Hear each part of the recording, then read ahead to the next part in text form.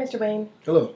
I'm Alea. I'm going to be your dental hygienist today. I just wanted to say thank you for bringing in your 3-day diary. You're welcome. So we're going to be going over your diary and any improvements that we can make that we've found towards it. Okay? Yep. We're also going to go over the new updated Canadian's Food Guide just to relate it to your diet diary. Have you seen the new updated food guide? No, I haven't. Would you like to go over it just before we begin? Yes, please. Okay, so with the new updated food guide, the only major changes is that you have an increase in your fruits to vegetables by 1 serving, and instead of having milk to drink, we're now recommending water. Do you have any questions about that? No, I don't. Okay. Okay, so now we're going to go over your 3-day food diary. Is that okay with you? Yeah. Okay.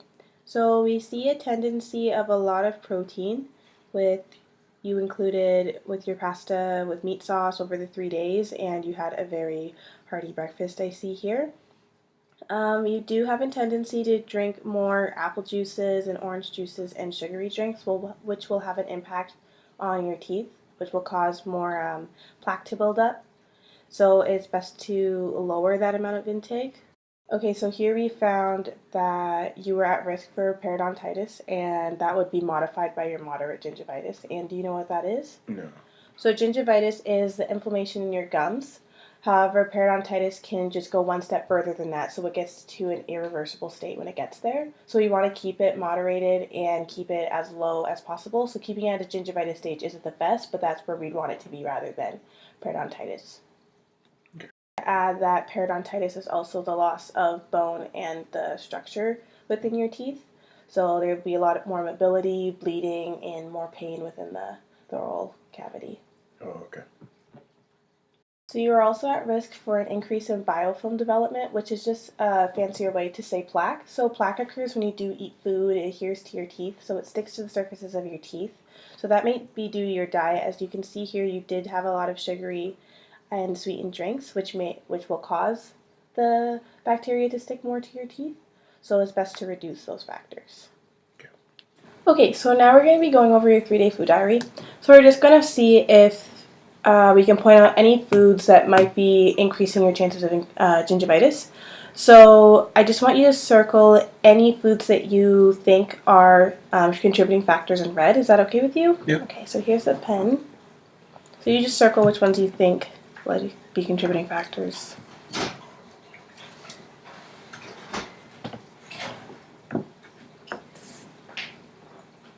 Okay. So you can see here that most of them are from sugary drinks, from the root beer, the apple juice, orange juices, and stuff like that. So those do increase the chances of gingivitis just because they do cause biofilms to grow and adhere to the teeth, as I was saying earlier. So it'd be best if we could limit the amount that you're having per day. So we could probably come up with a plan just after we go over this for a little bit more. Is that okay with you? Okay, so now I'm going to be going over the Canadian Food Guide recommendations. So this is what they want people to incorporate within their daily lives. Not all are like easy to accomplish, but we'll just see what we can do. Okay.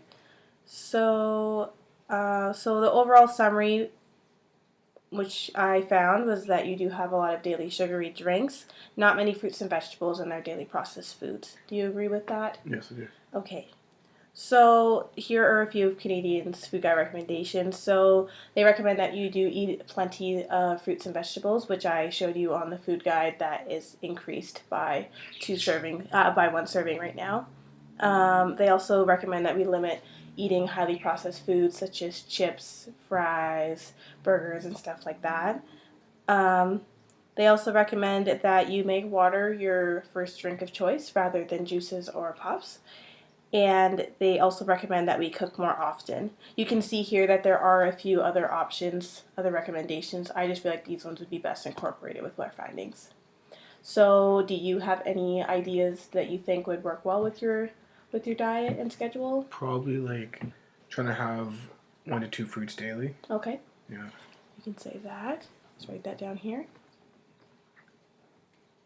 And like you said, like water instead of pop. Right. Like I could, instead of going out every day to eat lunch, I could pack a lunch. For schools and stuff? Yeah. I think that's a good choice. And then serving cereal for breakfast, I could cook more. Okay. And do you think you could be able to put that into your daily life. It wouldn't be Yeah, too much of a no. challenge. Okay. Do you have any other questions for me? No. No? Okay. So that is all that we need to cover today. I will be seeing you again. And if you do have any questions, just make sure that you let us know. It was really nice seeing you. You too. Have a great day.